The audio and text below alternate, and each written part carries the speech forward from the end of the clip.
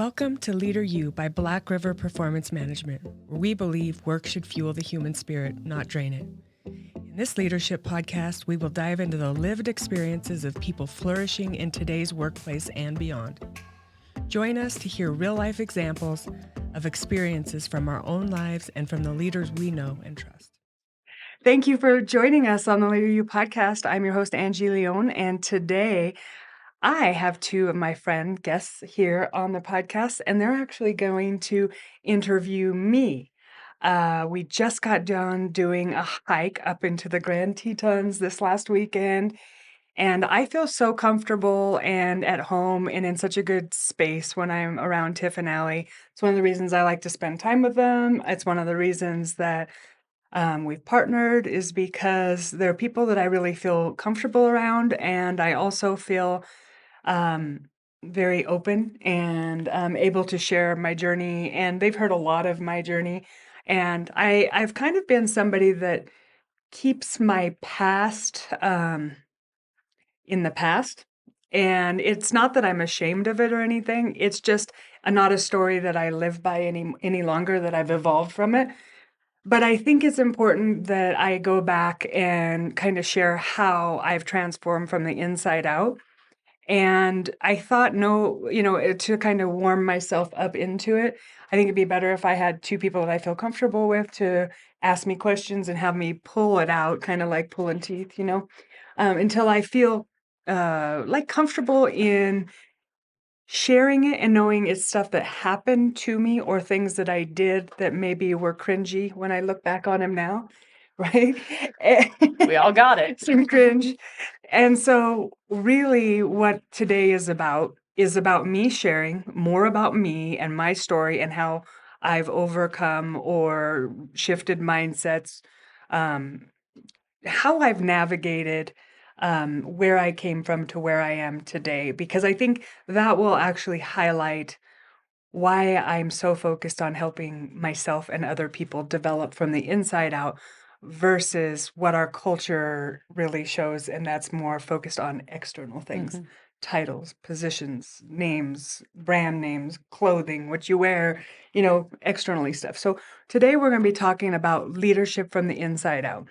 And where does that come from? And especially if you didn't have very good models and things like that, how does one navigate that space and change perspectives, mindsets, and all of those kinds of things? So with all that being said, I'm going to leave the floor up to Tiff and Allie, and they can do and ask what they like. Ooh. Dangerous location. Dun, dun. No. Just so you know, I'm scared. You should be a little. Yeah, just a little. Swim with sharks. Yeah. That's where we're going. Yes. Oh, we are going to swim with sharks. Speaking of that, but I'm not going to go into that now. Okay.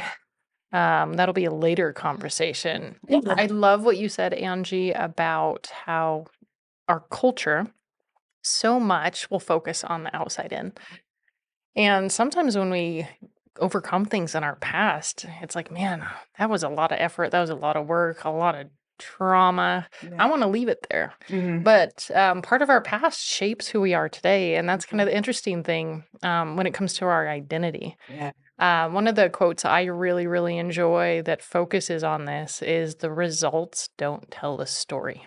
And for me, that really hits home. And when I think about you and where even from, 5 years ago or so when we met, I can't remember exactly when it was, to go from this to that. And our identity can get wrapped up in our past. And I think you've done an incredible job at going from, some of those ego elements, right, that have can take us in a direction to going where you are now. So first, I just got to give you some praise because change it doesn't come naturally all the time, and it's something that we have to work on consciously. Nor is it free. We talked about that on our hike. So first, give yourself a little pat on the back because that's really wonderful to see that transformation, and anybody else going through transition can understand that. But let's get a little vulnerable, shall we? Oh. Well, let's get Angie a little vulnerable. My heart's open. Tear it out. I'm open-hearted. Be gentle. No. Open arms. So yes, we're gonna lovingly be vulnerable. Okay. Yes. Yes. So Okay. that was good. See Good. what Tiffy did there was a softener right into this. Yeah. So when you think about, some of the formative experiences that you've had, especially let's take it back. Okay. Let's take it back to wee lass Angie. We laugh. Yeah. When you're talking, because they say, research says that, by the time you're between 5 and 8 years old, that you have a lot of your language. You've learned a lot of the language. You learn a lot of the behaviors, and it really forms who you are when you're, 8 years and younger. Mm-hmm. Do you remember 8 years and pretty younger? That's pretty damn scary. Right. So, Yeah, right? it's hard to summarize, right, Mhm. things and pick the one thing or the two things, but what would be a couple core memories of that made you, when you're 8 or younger? Couple of core memories I have. And would you like me to go down the positive or I think no, I Yeah. really do mean core. Yeah. And core there Yeah. and without judgment. And this Yeah. is all without judgment. There is no good or Yeah. bad. It's just what were the things that were happening in your life when you were younger, because you didn't have any control. I No. mean, I was a kids don't passenger. have Yeah. control over it. So some of the things that were happening in your life Yeah. that sort of formed who you are. Yeah. So I would have to say that I had 8 out of 10 adverse childhood experiences. So Mhm. I'm going to just share what those are first so that people know what they are and what they're about. And I can just share a few. Yeah. So, Yeah. Great. so when you think about adverse childhood experiences, there's a quiz. You can go online. It's called ACEs. And so the first question would be, did a parent or other adult in the household very often swear at you, insult you, put you down, humiliate you, act in a way that made you feel afraid or you might be physically hurt? Yes. Mm-hmm. Mm-hmm. Number 2, did a parent or an adult or very often push, grab, slap, or throw something at you or ever hit you so hard that it left marks or you're injured? Mm-hmm. Yes. Did a person at least 5 years older than you touch or fondle you, touch you sexually, blah, blah, blah? No. Did you have or very often feel that no one in your family loved you or thought you were important or special? Did they look out for each other, feel close to each other, support each other? Yes.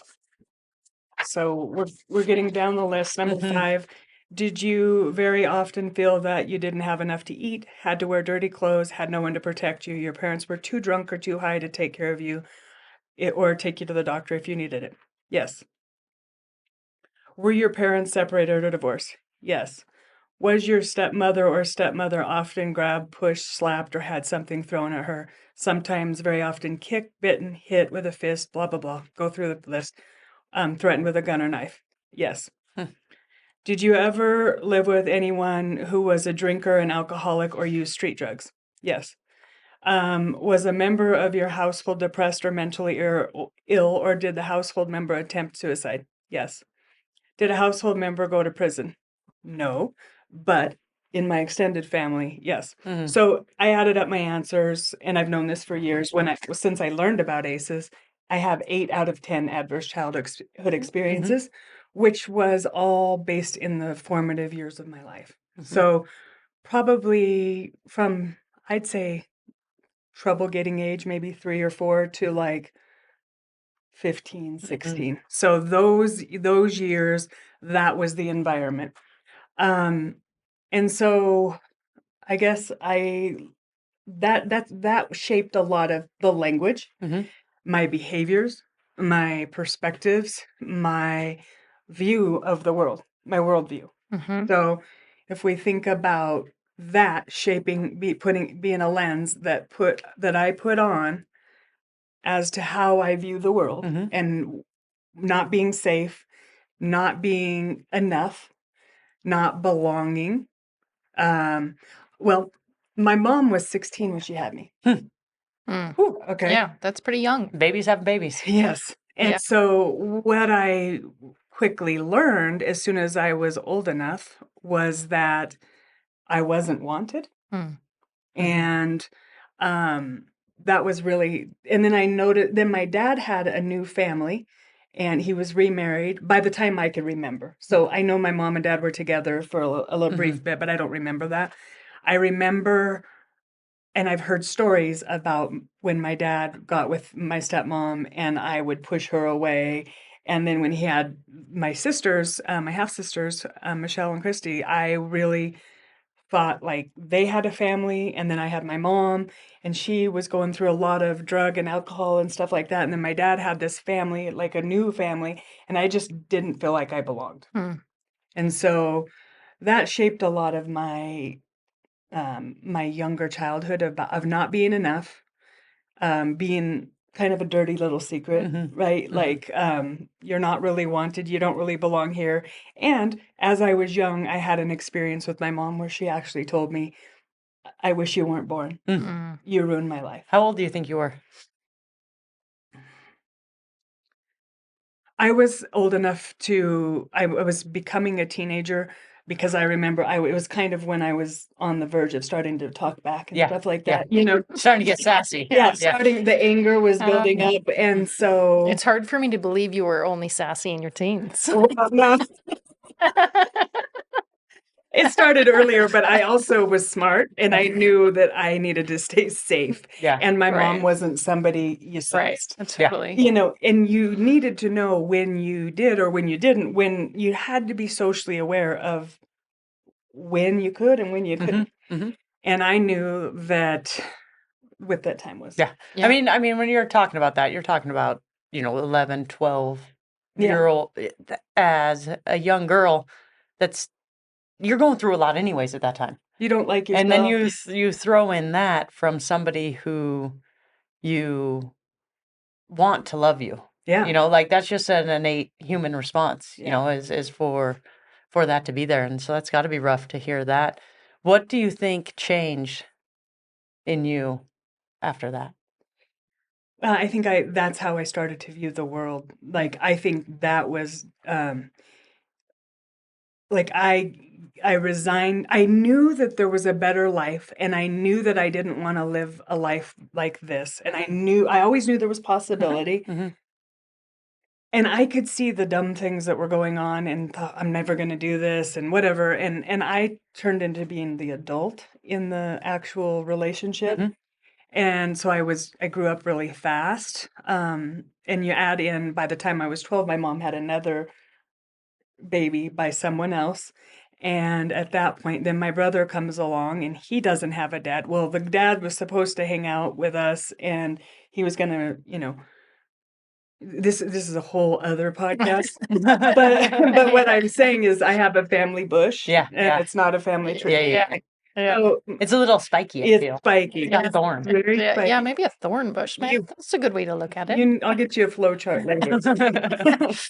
But what I recognize at that point that like my mom had my brother, and then I think she had a nervous breakdown at that point because of her mental. So mental health wasn't a thing back then, and we know that she was struggling with that and substance abuse and everything else. And well, I'll just say that I got very angry. Yeah.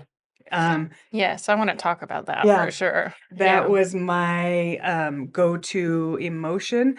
I don't know if I was as much angry as I was disappointed and disgusted and embarrassed and shameful. Like you name it, was a lot of emotions draped under the umbrella of anger. Yeah. Because anger was cool. Right. In my family. We talked about that. Same with mine. We have a lot of similarities there.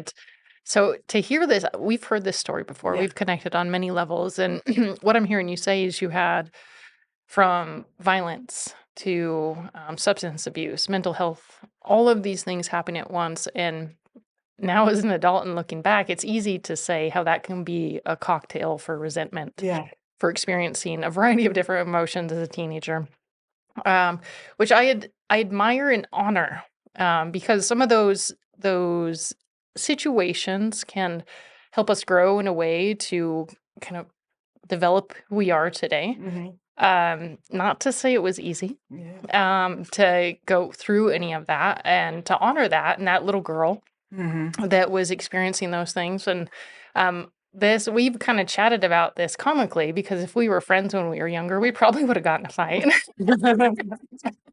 Either that or we're gonna beat some ass. Yeah. Some other ass. Like the combination of us would have been chaos. It would have been. If all three of us were friends when we were little, Allie may have balanced us out. We would have bullied her. Yeah, I'm a lot bigger than you guys. I was bigger than people. They just made me cry. Yeah. And it's easy to laugh about now, but seriously, anger. So I want to talk about the secondary gain associated with those emotions that you were just referencing, anger being one of them, among others.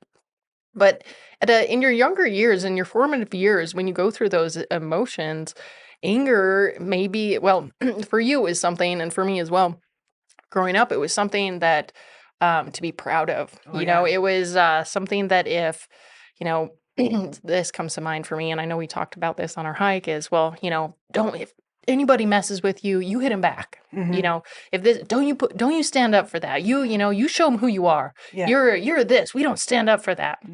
So growing up, and I can laugh about it now, but in my younger years, this is a very trying phase. And I say younger years in most recent times. Yeah. But anger also, in a way, can serve a person. I'm not suggesting this or encouraging it, but I'm honoring it. Yeah.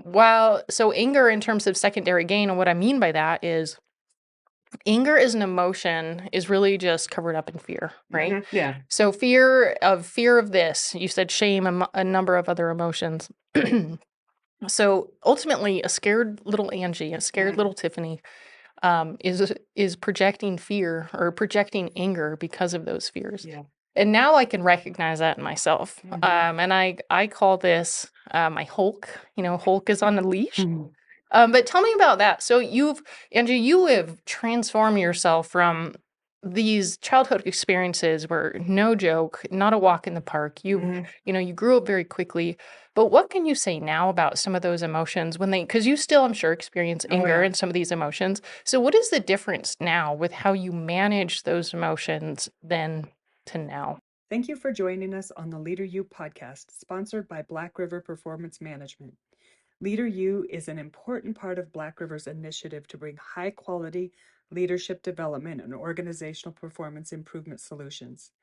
Leader U is one of our initiatives that features different speakers whom provide their expertise and perspectives on a variety of workplace topics. I invite you to visit our webpage at www.blackriverpm.com. That is www.blackriver, the letter P as in performance, and the letter M as in management.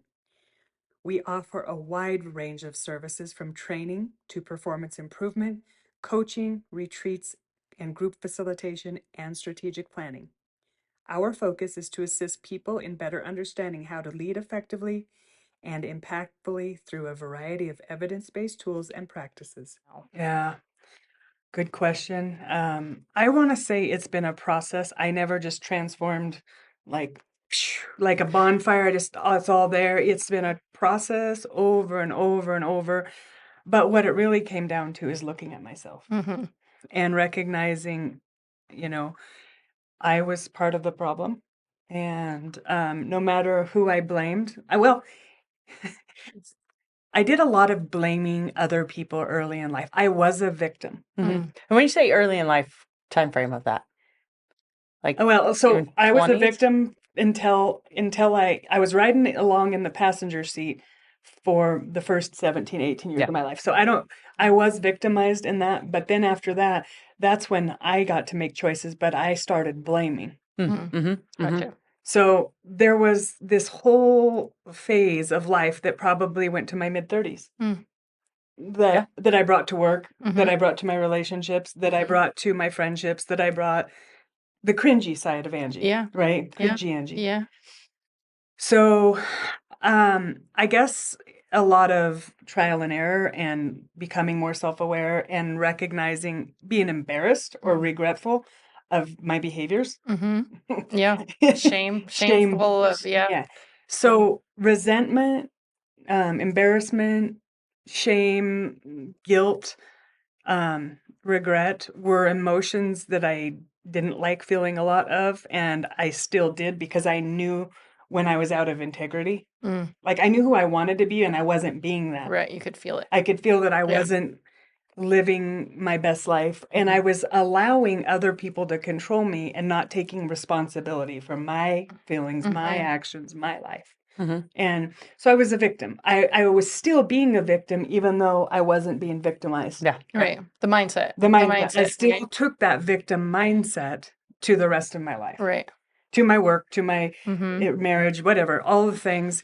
And so I didn't ever empower myself. Mm-hmm.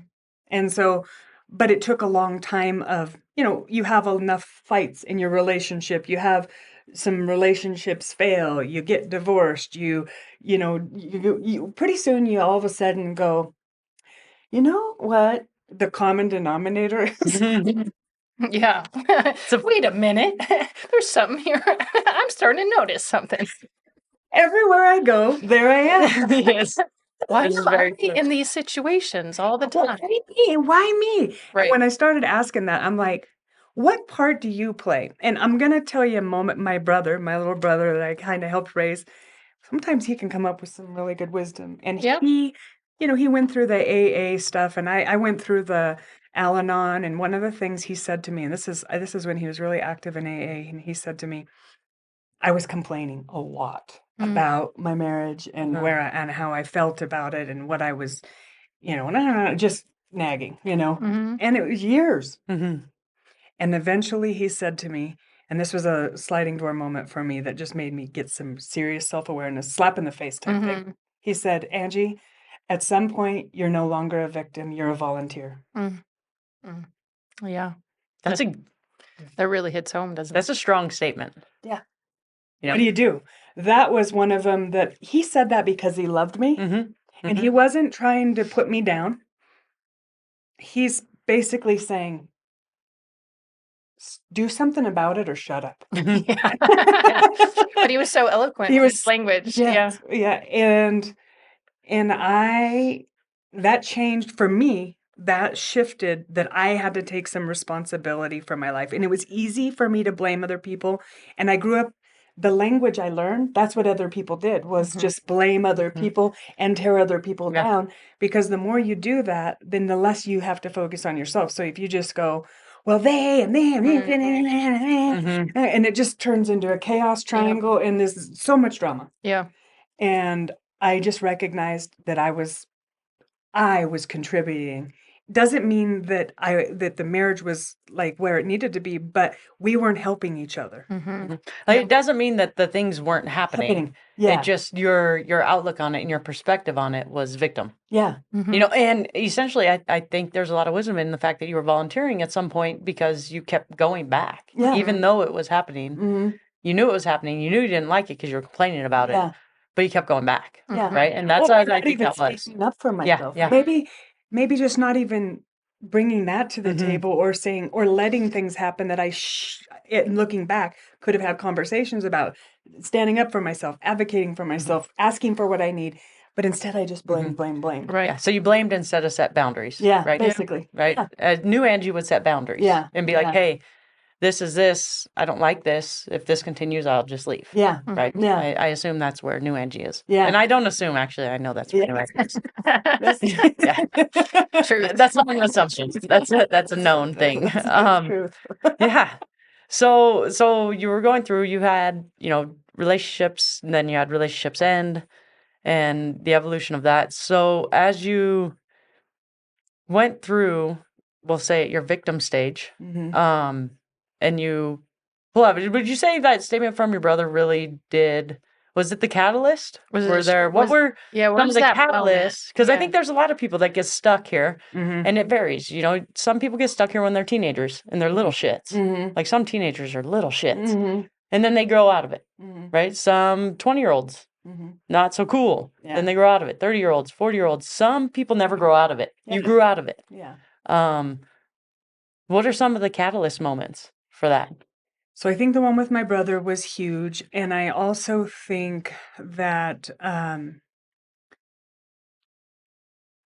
oh gosh. So in different relationships with friends, like if I disappoint myself with how I would show up, with them, or like disappointing myself. I think whenever I felt disappointment in myself, I would be like, I can do better than that. And you also start to see yourself doing things that you were taught and you saw model, even though you didn't like it. Right? So I would catch myself doing things I didn't want to do or saying things I didn't want to say. And then I thought, I can do better than this. And so I would say finding really good mentors, and they weren't like, they were often boyfriends' parents, like their families, or good friends that I had that they had really good parents. I would go to their houses and I would see good behaviors modeled. A lot of people didn't know that we were poor, or that, I was popular and all this stuff. And really, people didn't know what my circumstance was. They just saw Angie that they thought they knew, but they didn't know what was going on underneath the surface or what I was dealing with. I think I've shared this many times, but my high school counselor didn't recognize that I was not doing well in school, because why would I be when I'm living in an environment like that? When you're surviving. When I'm surviving. Yeah. And I'm in constant fight or flight of knowing if somebody's going to come home drunk, if I'm going to get in trouble, whatever's going to go on. Is my mom going to bring somebody home from the bar tonight? I don't know. Like, I had a lot of uncertainty, and I was wondering what's going on here. And so I would literally just try to figure out, like, try to get as much stability as I could. I also, I had a great aunt, and she was a huge savior to me. She was my hero. Like, my Aunt Babe, I don't think I'd be where I am today if I didn't have her. She showed love. I could call her, even I'd call her Collect, because you used to have to call Collect. 1-800-COLLECT. Well, yes. And she would decline the call because she'd get charged double on that, but she'd call me right back at the number Yep, that's from the what I used to payphone. do too. From the payphone. Straight up. Yeah. So I remember being home alone in first grade, while my mom was out, and just being, like, taken care of by my dog, Yeah. and calling my Aunt Collect and just being lonely and wanting to call her and to talk to her and say, I wish I could come stay with you. She lived in Spokane, I lived in Post Falls. So, and also school nights, like, I couldn't just leave, but my mom would leave and go do whatever, and I would be home by myself, and I would just collect phone calls. And so I did have so I did have Yeah. a dog, and I had my Aunt Babe that I could call Collect. Imagine if I didn't have someone like that. I can't even imagine Right. how much impact somebody else can have on a kid that isn't raising them. So aunts, anybody listening, if you know a kid in your life, like, you don't have to have kids. There's plenty of kids that need love and attention and support, and you could be that. You could be that lifeline. Yeah. You could be that 1-800-COLLECT Collect call, call. right? You Sure. really Yeah. can. You really can. And that that brings back a visual of a little Angie sitting in a phone booth. Yeah. And then waiting for a call. Yeah. I just imagine it. And it's amazing to hear this story, and it makes sense why we don't, when you get to know a stranger for the first time, you're like, well, who are you, Angie, from the inside out? This isn't the first thing that you're going to tell No, them. I try not to bring that up. Yeah. It's not somewhere you want Unless to I want to cry. Right. Yeah. It brings up emotions, and it's interesting how that happens. But getting to know you from the inside out is just that, though, because those early memories, those experiences, those positive and negatives that happen in your life have shaped a huge part of who you are today. But the work that you have done, the accountability piece to overcome that victim mindset and life happening to you, the amount of time and effort and money it takes to spend the time to have the personal growth and to step out of that victim mindset, say see you later to your ego, and start taking control of your life. Yeah. It takes a huge effort. And especially with some of the childhood experiences, I mean, a statistic, there's a high probability of an individual like you in your footsteps that would have committed suicide. Yeah. Or get caught up with drugs or alcohol or a number of things. As your ACE score increases, so does the risk of disease, social, emotional problems. With ACE scores of 4 or more, things start getting more serious. The likelihood of chronic pulmonary lung disease increases 390%, hepatitis 240, depression 460, suicide 1220, and Idaho actually has some of the highest ACEs scores in the Really? nation. Yeah. Higher, about 4 higher than the national average. Wow. Yeah. And I mean, a lot of humans that are going through these similar experiences right now, we all know that there's kids that are walking in your same footsteps right now. And if anybody's listening to this and they have an Aunt Babe Yeah. or have a family friend or somebody that they can lean on, I know everybody has them. It's so important and to have the friendships that we've developed to be vulnerable. But we all know that the first time you meet a person, you're not going to be just put everything, well, most of the time, you're not going to throw all the cards out there Yeah. because you'll just end up crying probably and not have a bunch of friends.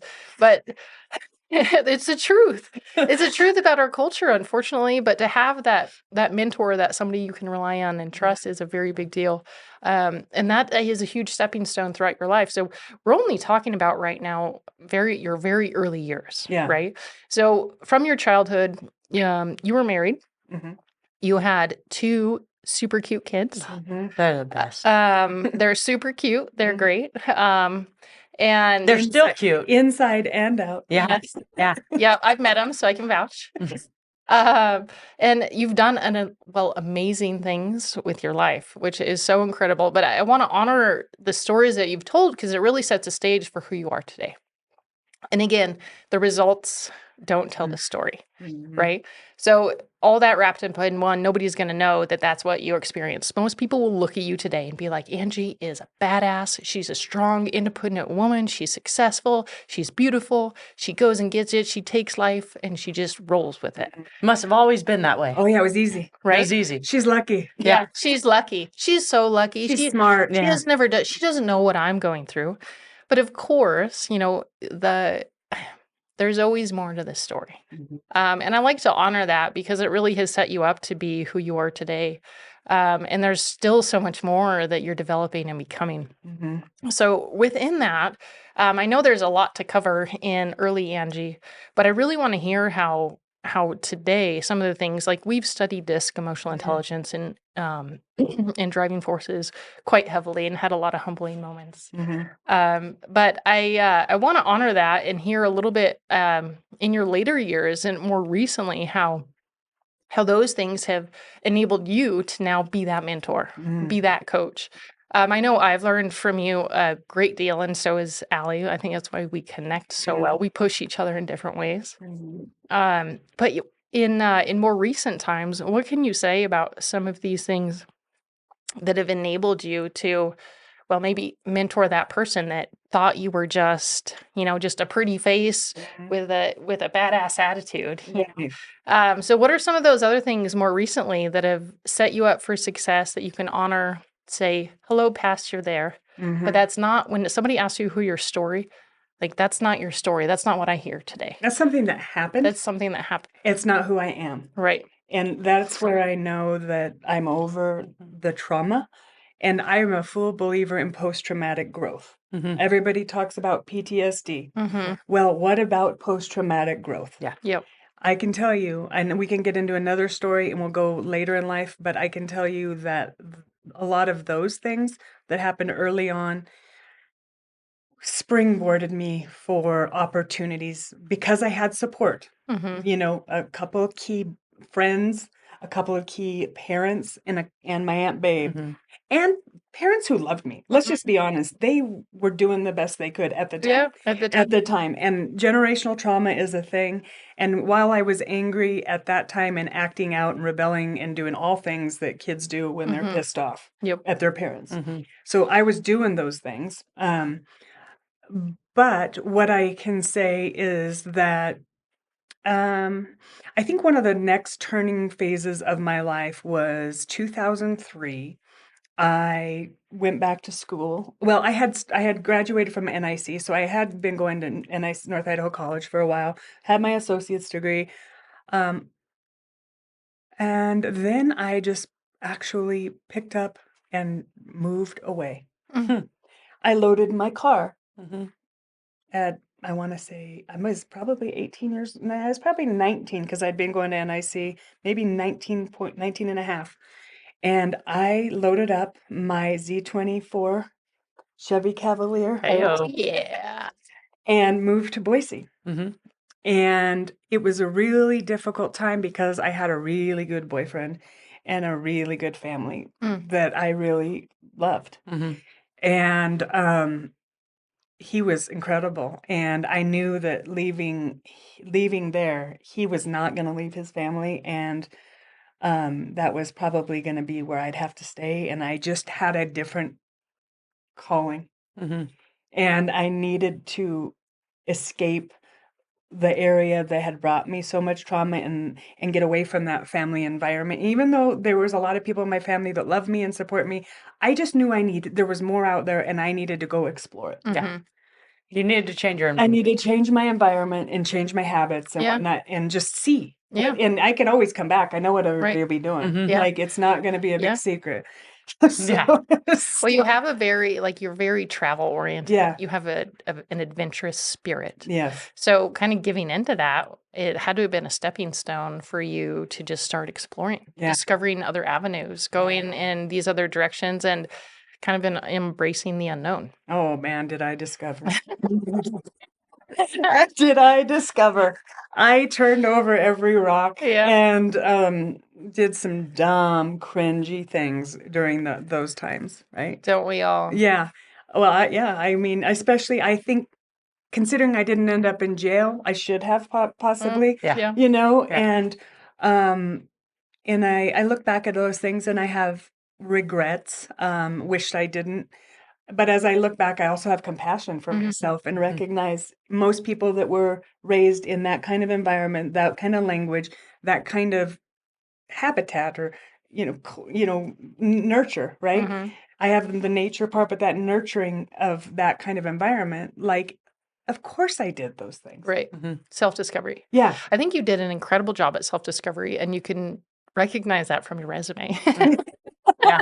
You know, Seriously. just honestly, and I admire that because you went from, I'll call this chaotic childhood environment, and then here's Angie, Adventure Angie. She's figuring it out. You know, just I some like of the that adventure. Adventure Angie. Yeah. She's It's a figuring good one. You've worked in the medical field. Mhm. These are just a few of the. Tell us a few of the things. So, from an experience standpoint, and this is you figuring it out, right? Yeah. You've had several different. You have a lot of different skills. Oh yeah. So let's hear just a few of those skills about before that led up to today. Okay. Some of the stepping stones. Stepping Yeah. stones. So I've been a dishwasher. Mhm. Everybody Yeah, does. at a Mexican food factory. I washed dishes. That was my first job. I have then I was a CNA, so I did a lot of nursing home, lots of butt wiping Oh, nice. Yeah. and bathing people. That can humble a person. Yeah, I did that. So I was a CNA for many years. I knew I wanted to be a nurse, so I was getting all my nursing prerequisites, and then I worked in home health care.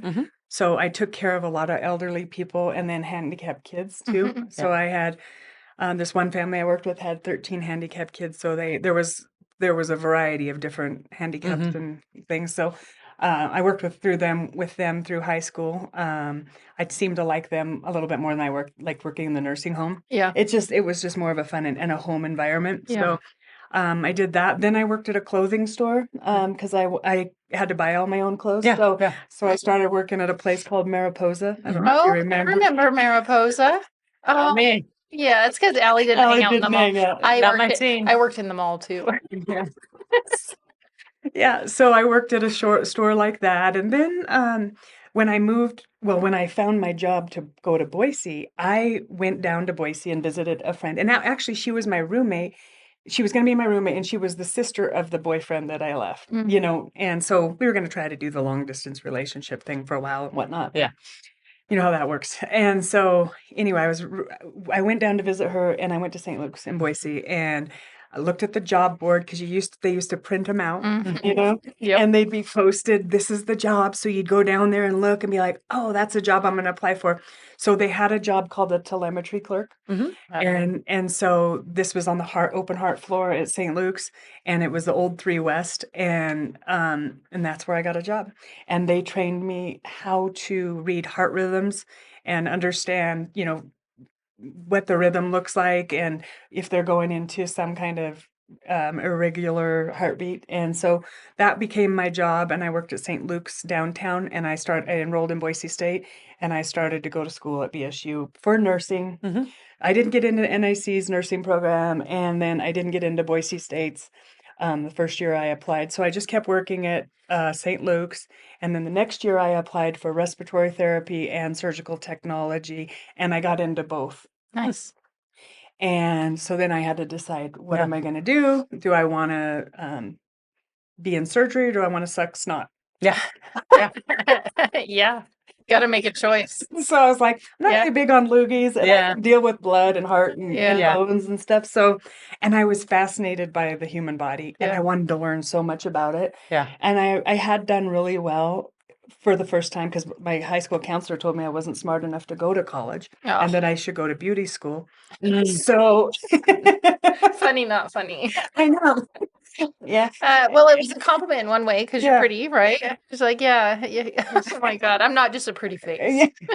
Oh my Yeah. God. So anyway, I have never just Questionable advice. yeah. Just So questionable if advice. you are a counselor, please don't say that. Oh, Yeah. or anyone. Or Yeah. anyone. And if you do hear that and somebody doesn't believe in you, please don't believe what other Yeah. people say about what your abilities are. That counselor never checked into why I wasn't doing well in Yeah, school. Right. It didn't have to Made statements without asking questions. question. Yeah. Yeah. It Yeah. didn't That's tough. remain curious, remain judgmental. Yeah. Your type doesn't go to school. Yeah. Your type does this. And so he typecast me and stereotyped it. And at any rate, long story short, I was fascinated by science, and I did well in A&P, and not as much the math. I really struggled through the math, but I was able to make it through with tutoring, and then I liked the chemistry piece and all that. Nerd. Yeah, I nerded out, and so and then the first time I got to watch somebody's chest get opened up and put my hand on their beating heart, Uh-huh. I literally was just like, oh my gosh, like this is so cool. That And sounds neat. to see how you could fix it, or fix their knee, or fix their face, or, fix something that's broken. I loved that piece of working in surgery and helping somebody just come in, let's just fix this. And in 6 to 8 weeks, you should be doing better. Mhm. Right. I can see why you'd like that. You fix what's broken. That was Yeah. a very key statement. Yeah.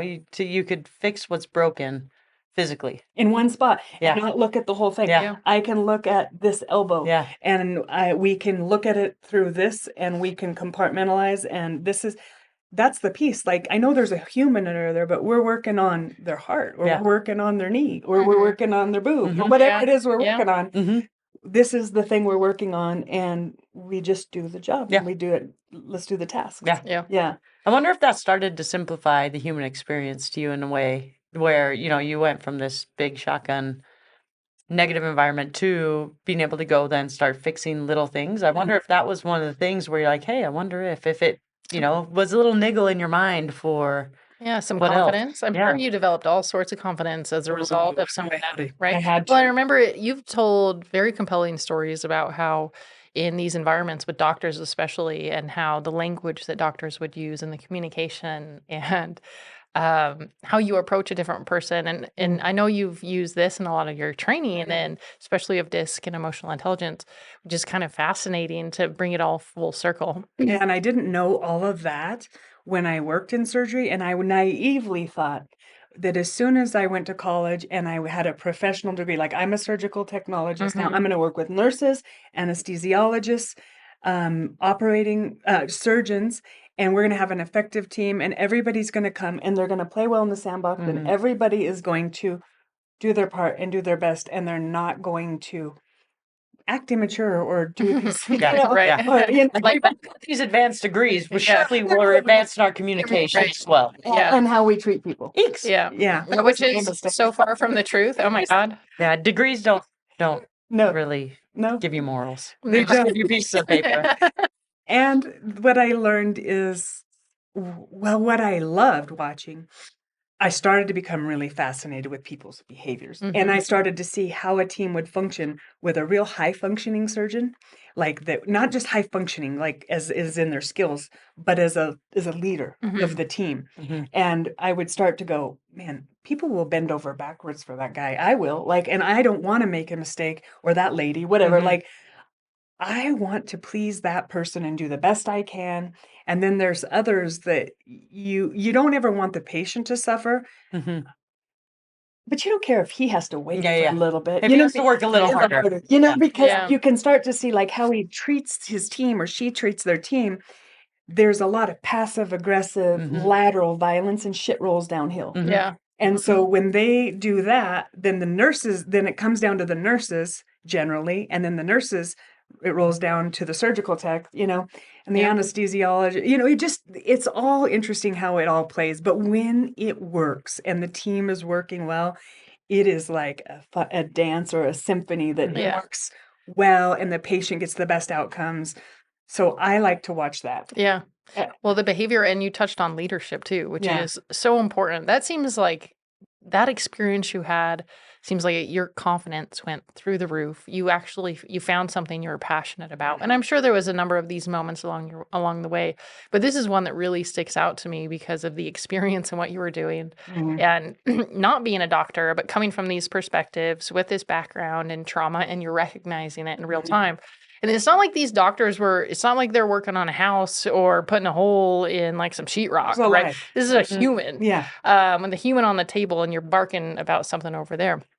But in terms of leadership now, today, it's wild to see the transformation, the transformation from this to that. And that's a part I love. I remember I still am flabbergasted when you say like that you were intimidated by public speaking. Because when I first met you, I was like, no way. I saw that strong, confident Angie. I didn't see any of this.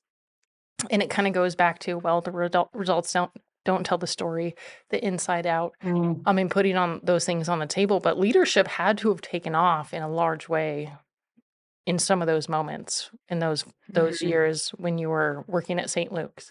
Yeah, well, I think it started in my family. Right at 12, or 10 to 12, Yeah. I had to start taking a leadership role, and in my house, over my mom, and taking care of my brother, so that I turned into the adult and making sure everybody was okay. In the surgical tech role, I think, well, having the boss that I had as a mentor, she helped me to overcome a lot of my own self-limiting beliefs, and she was afraid to speak publicly and things like that, but she helped me do it, and I started talking more about, and talking to students is different than talking to your peers. So when so talking to students was the first step. I started, and then that built some confidence. Yeah. So before that, I wasn't even teaching at this point, and working in the operating room, I knew, because I've worked around people, and one of my superpowers I've learned is that I have good social awareness. I understand what's going on. I can read a room. I can feel people's energy. I can feel like something's going wrong here. We need to shut up and pay attention, and that's beeping, like, but there's some people that don't have that. But the fact that I was raised in a traumatic environment, I'm hyper aware of when somebody's upset or things are off. So it's a detriment, it's a blessing and a curse. Yep. But it was a superpower. I wasn't super tuned into myself, but I certainly knew how to fit into a environment, and how to make people like me, and how to get along and be flexible and nice and kind and do everything I need to do to make people like me, because that's all I was focused on at that phase of my life. Is people pleasing and making sure that people liked me, because I would hate if anybody didn't like me or talked bad about me or anything. Well, yeah. I mean, you had so much buildup as a child and I'm sure that was a trigger. Oh, yeah. That was a trigger. So trying to, like, harmony is something that we share in environments where we try to create that harmony. It's very important in that sense of peace. So trying to find that. But people pleasing now is something that I know we all work on, but it's something that is it's something conscious that you're aware of, right? Because of some of those things, you have to work extra hard on people pleasing. Because of all of this, correct? Yeah, I used to need other people's validation to be a success. Now that comes from myself, and I've Mhm. learned to live by my values over validation from others. But that has been a long journey. Yeah. Oh, And because if I allow their pleasedness in me to gauge how I show up or what I think about myself, if they think bad of me, that's also going to Yeah. be if rather they're giving me accolades or awards, if I give that too much worth, I'll also give the worth to people who think I'm worthless, Yeah. And Yeah. so what I do is try to get feedback from those closest to me that will be honest with me, and that will tell me and share. So I do want to get feedback and constructive. mhm.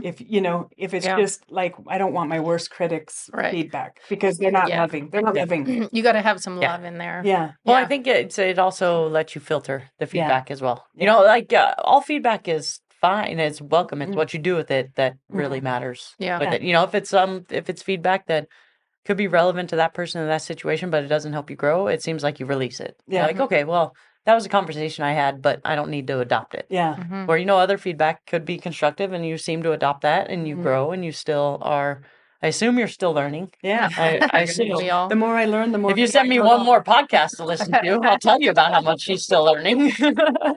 What about this book? Did you read that book? Did you read that book? Yes. Um, Oh, yeah. Yeah, I'm an intellectual, and it's sometimes to a fault, but Yeah. the more I learn, the more I know I don't know. Mhm. Yeah. Oh, isn't that the truth? Yeah. That's And what I tangled up. actually, that used to be intimidating for me because I have this, like, I want to be perfect type thing.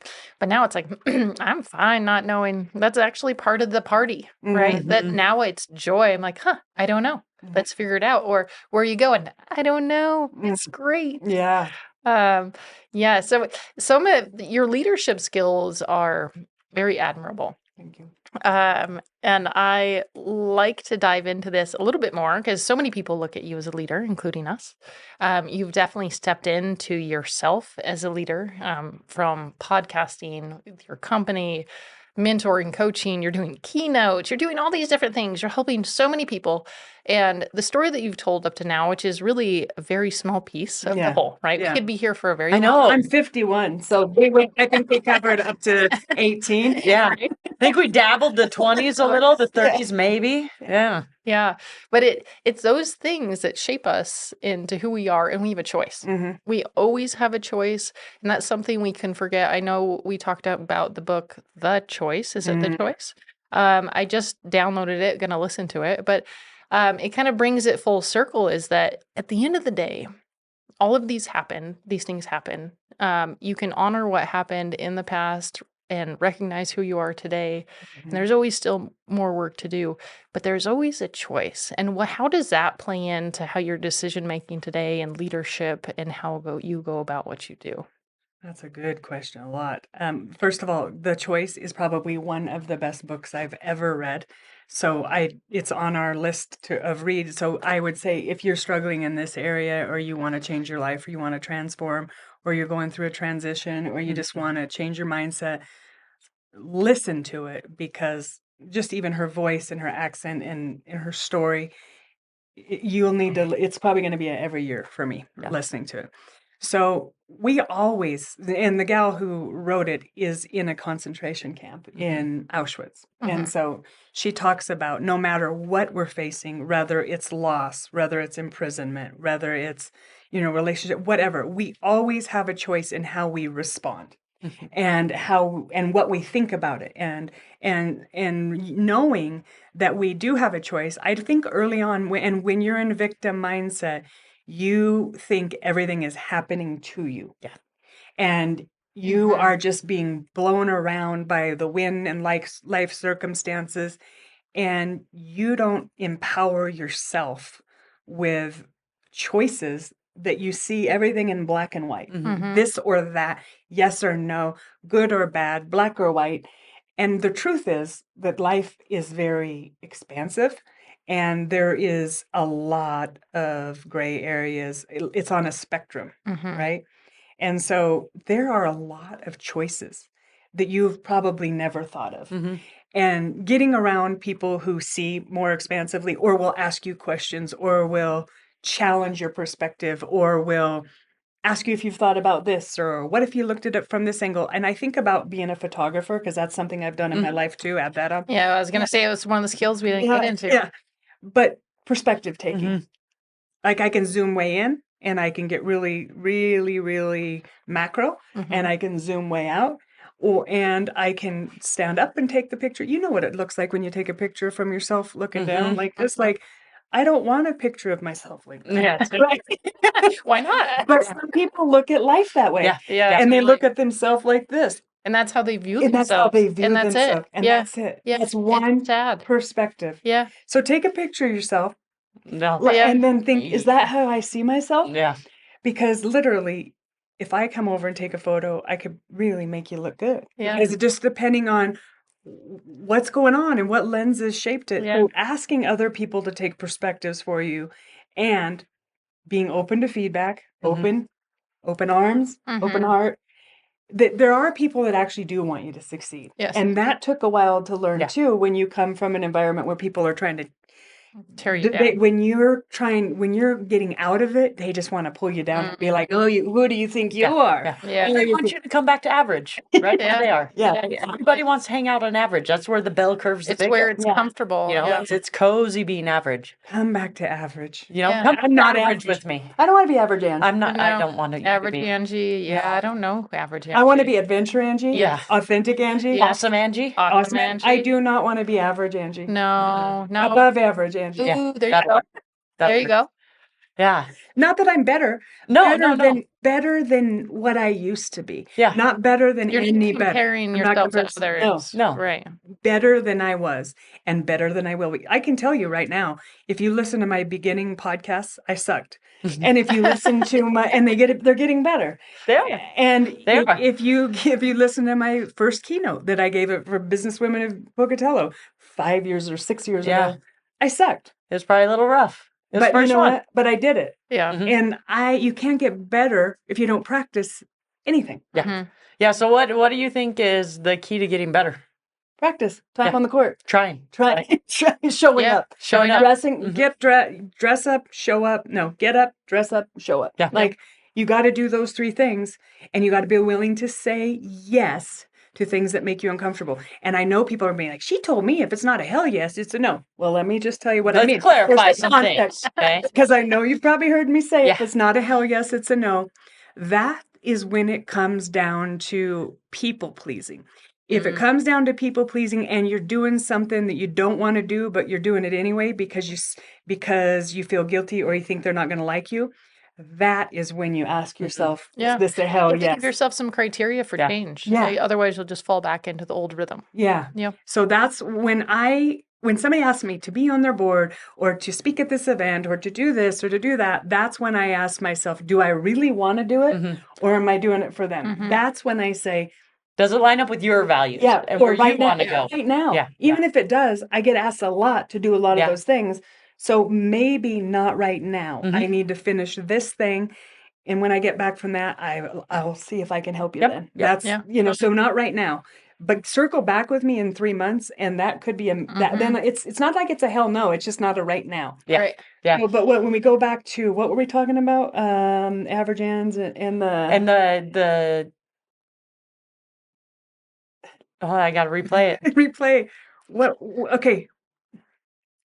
It'll come back to you. It'll come back. It'll come back. And while while it's coming back, one of the other things that is in Saying yes. is Yes. saying yes. Yes. And then the emotion in which we talked about this on our hike, right? So you can have an experience. It's an amazing experience. You can do something like, I don't know, you can go on a really fun adventure, but if you're feeling terrible inside, that's going to be reflected on what's happening. If you're happy and content and you're looking at all the awesome things around you on this adventure, you're going to notice how many awesome things.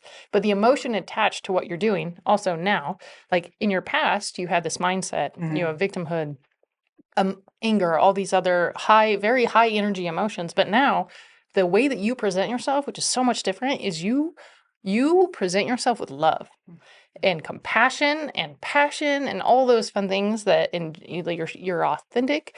And from an emotional standpoint, if you were to just break down one simple thing between your early Angie to now, is the emotion at which you vibe at. Mm-hmm. And if you could change like just one thing alone, and anybody that's hearing this, if they're in one of these things and they just want to try to change one thing, recognize those emotions and try to take that anger and transmute it into love. Mm-hmm. Find that person that is going to help mentor you.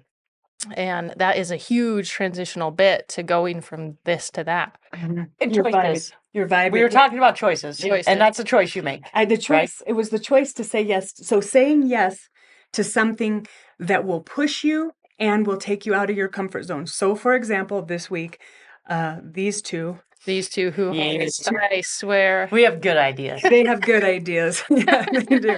And they're a little bit more fit than me, if you have, and just a little bit younger. Oh, And so, barely. but you know, barely. whatever. I'm like, okay. So they asked me to go do this hike, and You want to go hike up a mountain? you want to go hike up a mountain. There's really good views at the top. Yeah. That's the question we Yeah. posed. And I said, in my mind, I'm thinking, I don't want to. I'm literally, I got all this. My mind was going about all the things that I need to get done, that I'm behind on, blah, blah, blah. And then, you know, Allie caught it, and I was like, I'm not doing this with you because I know what she's thinking, and she's analyzing what I'm saying. And Well, so- you came up with something, and I'm like, no, if you were supposed to do that, it would be done. I know. I knew what she was doing. So I was like, whatever, I'm going to go. So I was like, I know. Yeah. What I do know is that when I move my body and when I get myself in nature, and when I surround myself with people who I feel comfortable with and I have fun, all that stuff that's stressing me out went away. Mm-hmm. So even though it's counterintuitive, because you think I can't do that, and especially as a woman, I can't do that because I've got this. And if I do that, that'll stress me out too much. It's actually not true. Mm-hmm. Actually, what happened was I knew that because I have experience in pushing myself to do stuff so I knew that it would be better for me to do it, even though I didn't feel like it. Mm-hmm. Because moving my body, putting myself in nature, and pushing myself past my comfort zone, and being around fun people Mm-hmm. lifts my spirit and my soul. So even though I lost time, lost it, I gained more understanding, more connection, an epic hike, like so much experience that I would never have gotten if I said no to that because I was afraid of hiking it up. Then these two asked me not openly to hike it, but to do the face. Yeah, we did. Yeah. We went up the face. So, and what was the face trail? They called it? What they called Devil's Staircase? We still have to look that up to make sure that that's what it's called. I'm pretty sure it is. My legs are still, the devil is still in them. I feel the devil now. If I move my leg, I feel the devil in me. Yeah. And I know why, as we were hiking up it, I was like, this makes perfect sense why they call it the face. It's very facey. It was Yeah. very facey. There's rocks. They were loose. And it seemed like what the face of a really big mountain would be like. It Yeah. did. And it was a really big mountain. I mean, it was over 11,000 feet. Yeah. It was a big mountain. Yep. But it was awesome. It was. And there was only one way to get that view It was. to go from the top. Yep. Yeah. To get Oh, to the that's top. the thing about tops. It was epic, and I admire that so much. And I also admire the other people. There's an 8-year-old kid. Yes. Yeah, anyone from 8 to 76 Yep. was So- the age range doing So it. the list of the reasons why a person can't do hard things is definitely like at the bottom of the barrel. Like you just do it. Yeah. Right? You just do it. You put all those objections aside and you just do it. And by doing those things and putting yourself in those situations, you're getting more comfortable with being uncomfortable, which is a key to really anything because nobody knows really what they're doing. Life is always new.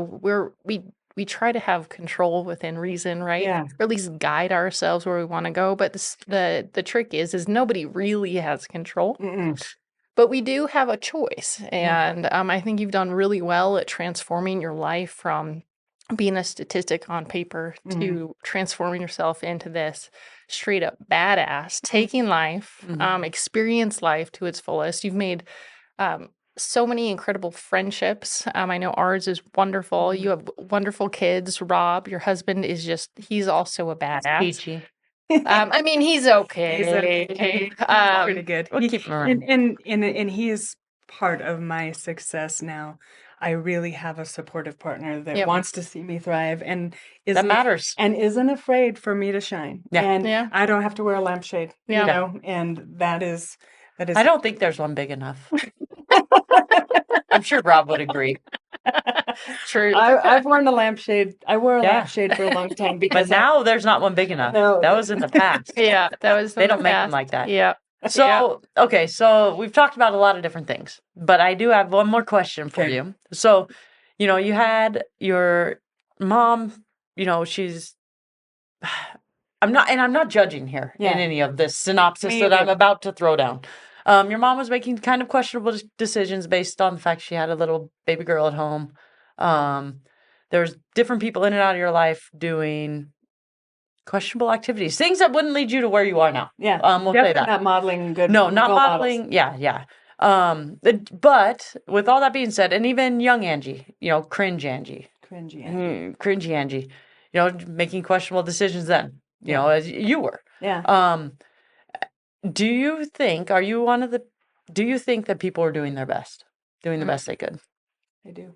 And what do you think about that? I do think that, and I didn't at first. I thought, I mean, when I was 16 to probably 35, that would have been a hell no. Like, no, they're not doing the best. They're not even trying. They're not even probably. trying. She, you know, like I was super judgmental and super self-righteous. And I can tell you that that didn't make me feel good either. That self-righteousness and judgment didn't sit well when well, let me just say it was lonely up on the high horse. Yeah. Oh, yeah. That really tall horse you rode in on was lonely. It gets lonely Yeah. up on the high horse. Yep. And when you think you're better than other people because of what they're making those choices, and I did, I literally looked down on when I got to a certain age, I was like, you're a loser. You know what I mean? Like, Yeah. that is really how I viewed them. And I had to come to terms and with some compassion. Part of that came after I learned when I had my son Jacob. So you have your kid. I have my kid, not everybody does, but I did. And my mindset shifted again when I was a mom. So then all of a sudden, I see the world through this unconditional love and what I have for this kid and how am I going to show up for him and be the best that I can for him, and then also not bring a lot of my traumatic stuff, like I don't want to abuse him. Yeah. And so like I had to really work through a lot of that. And I actually had a conversation with my mom at that point. Oh gosh, this is one I'm not sure if I want to share yet. But this is when I learned some of her trauma that I don't think I want to share right now. But I learned that because that's her story, and I'm not. Yeah. So her trauma, what I learned that happened before I was born, let's just say it wasn't pretty, right? Yeah. And so I really don't think she grew up past the age of 15 because of the trauma that she experienced. So Well, and then she had you at she 16. had me at 16. Yeah. So I honestly think, and she had some mental illness, and there was substance abuse in the family. Like, you know, my grandma owned a bar. Like, you know, it's that kind of thing. So as I look back, and when I got to see my mom later before she passed away, like when she tried to be a good grandma, and I could see the goodness in her. And when she got her meds, and you know, when we got to different places in life, and I learned what happened to her, it gave me such compassion for her, and I actually recognized that she did the best she could. Yeah. And that has actually been transformational for me because that opened the door for forgiveness. And forgiving her helped me to be a better person because that anger and that resentment and that pissed offness and that self-righteousness kept me over her. Like I could just be doing that for my whole life, right? But I just decided that wasn't who I wanted to be. And I got to really experience, you know, she did eventually get back. She ended up having rheumatoid arthritis, so she did continue on the pain medication path and the mental illness path. It wasn't pretty, and we can go into that story another time. But literally, what I learned through this is that she was doing the best she could. And just like I have done the best I can with my kids, I've still messed it up in Yeah. certain instances. And even though I did better, when we know better, we can do better. And forgiveness is the actual answer for Yeah. yourself, and compassion. Mhm. And so even looking back when you said, let's look at Angie, young Angie, then cringy Angie, like I've tried on a lot of outfits, Yeah. Yeah. a lot of wardrobes, right? Yeah. Yeah. And what I've learned is that all of them were important Yeah. for where I am now. And to bring myself, my younger self, on this journey and let her know that look how far we've come, Yeah. and let her view into this. And because I still have scared Angie inside, you know? Yeah. And I think that allowing her to see where I am, because scared Angie still gets to the point of, what if they're saying, like the voice, all that. So I have to consciously be aware that she comes out, and I have to like allow her to see where I am now, where I'm going. None of it was her fault, that people were doing the best they could. Yeah. And also give myself grace for when I make mistakes. Yeah. And I have been given a lot of grace from people. Like, Oh yeah. you know, Totally. Yeah. yeah. The people that are still in your life that you choose to Mhm. keep in your circle. Or have chosen to stay in mine, even though I was a jackass. Yeah, you make sometimes. mistakes. I mean, Yeah. we've all made mistakes. Yeah. Yeah. I love that to add that in. The forgiveness element is huge. Mhm. I know it wasn't something that was a vocabulary in your childhood. Mm-mm. And for anybody that's listening to this and is experiencing some of these things, and the quicker you can get to the point where in your heart of hearts you can truly forgive and lead with love, it is absolutely incredible what that feels like. Freeing. But then to also live it and then experience that and to be able to let some of those things go. I mean, Yeah. some of those things we hold on to from our past can sculpt into our identity. They can feed our ego. And the Mhm. sooner we can forgive and let go of those things and recognize that, yeah, we have an ego, but Mhm. it's not what drives me.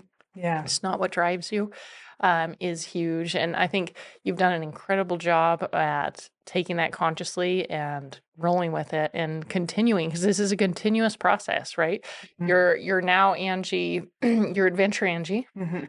But what is adventure Angie? Like what's next? What's up and coming? And that's, I think, the Yeah. fun Your part. book's not over. Your book's not over. This is just a It's phase. middle. This is just a phase of life. It's a season. Yeah. And to see what that next season is gonna come, I think that's really exciting. I'm glad that we can be part of it. Me too. And I'm appreciative for you being on the journey and wanting to help other people. I know that that's where we're super aligned, is like helping people with their mindsets, overcome their self-limiting beliefs, helping them to perform at their optimal levels, helping to polish them. Because I really do believe everybody is a gem. And some need a jackhammer, like I did. Yeah. I needed the full-on jackhammer. Yeah.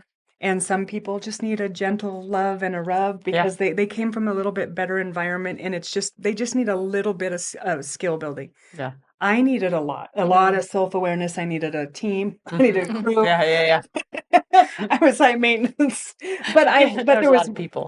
there's a lot of people that had a hand in this.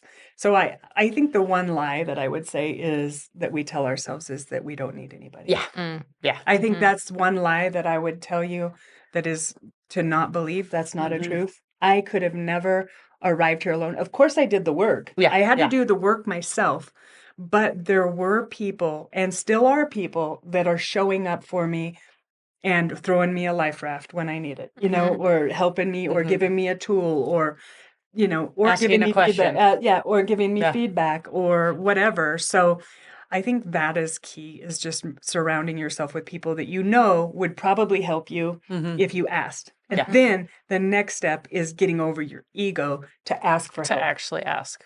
Yeah. Yeah. Yeah. And that took some work too. Yeah. Yeah. Yes. I don't ask for It help, still right? does. Like It still Yeah. does. I do now, Yeah. but the language I used to is, I don't need anybody. I can do it myself. I I've been get that. taking care of myself. I've been taking care of other people. I Yeah. don't need, and so I had to get rid of that attitude. So our attitude and our mindset determines our Yeah. outcome. Yeah. Yes. Yeah, what's going on in your brain determines a lot. You know, Mhm. what you're thinking, how you're feeling. That Mhm. determines a lot of the outcome of your life. And your behaviors. Yeah. Yeah. Yeah. Yeah. Yeah, Right. thoughts are things. Turns Mhm. out they are things, and our words are magic. So as soon as we can recognize our thoughts and know that they are thoughts, you don't have to listen to them, but Yeah. it's okay that maybe you have cringy ones. Yeah. But let's work on some other ones too. And And those can stay inside and go away. yeah, You know, you don't have to say everything. you don't right? have to act on your thoughts. That was a really so. profound moment Yeah. in my life, and now I'm like, whew, Mhm. that and the emotions. But yes, we may have to continue this conversation. I know. of I was going to Angie- say, is there anything a else big you want to drop on this, or? I would say for anybody that was in the beginning parts of my life that Mm. may ever come across this, that I recognize there's probably people I hurt, probably people that I said things that were inappropriate, rude. And I would just like to offer an apology and know from my heart of hearts that I never meant to hurt anybody. I literally hurt people, Mm-hmm. and healed people, heal people. Mm-hmm. And so anybody that I've hurt in the past, I've made amends that I know that I've hurt them, but there's people I've hurt that I don't know that I hurt because of something I said or whatever. And so I would ask for an apology and forgiveness and know that in this point in my life, I'm healed and I'm working to heal other people as part of my the next chapter of my life. Mhm. Heal people, heal people. And so if you find yourself doing things that you don't like, disappointing yourself, feeling regret, shame, might be time to look in the mirror. Mhm. And it's painful. It's one of the hardest things that anybody ever does, but I will tell you it's worth it. Mhm. And there are other options, and your dreams they're possible. Mhm. And you can create a life you love. I'm doing it. Yeah. You're doing it. Yeah. Yes. So we're creating a life that we love, doing the stuff we want to do, adventuring, helping people. It's possible. Mhm. And so I want you to know that and know that you're not talking, when you're listening to this, you're not talking to somebody who is speaking out their ass. Yeah. I'm literally Yeah. doing the thing. Yeah. And so what I want you to know is that people are here with life rafts, with a life jacket, with a rope. We're here to support you. And I might not be your person. That's fine. But hopefully you are. I am, because you're listening to my podcast. Hopefully. And even if I'm not, share it. Like in Tiffany, like I can definitely connect you with somebody that even might be a better fit. Yeah. Especially if you're close to me and you're like, I don't want her to coach me because Mm. we're too Yeah, too close. Yeah, too Mhm. close. That makes perfect sense to me. You do what you need to do, but there's people on this journey that want to see you succeed. Mhm. Mhm. For sure. Yeah. Yeah. Agreed. 100%. Yeah.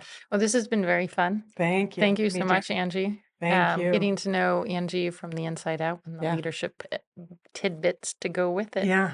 So maybe we'll do part 2 and part 3 because maybe we'll hit the 30s, Yeah. 40, and then Yeah. Yeah, we got into So, the 30s and yeah. the 40s. Yeah, we We didn't even do. get to the 30s and 40s. Yeah. Yeah. Yeah. Part Yeah. 1, this was 20s and under. Ish. Ish, right? 20-ish and under. Yeah. Yeah. I love it. Yeah. Well, thank you for listening to the Leader You podcast. If you found this helpful, uplifting, got some kind of wisdom in it, I would ask that you subscribe and you share it with those that might need to hear it, because you just never know how this could impact them. We want to create ripples of impact, and we can only do that with your help. So thank you for listening, and thank you for listening to my story. And always, as always, if you have topics of interest or you'd like to hear more about certain things, please email me or DM me, and I can get those questions answered for you. Thank you.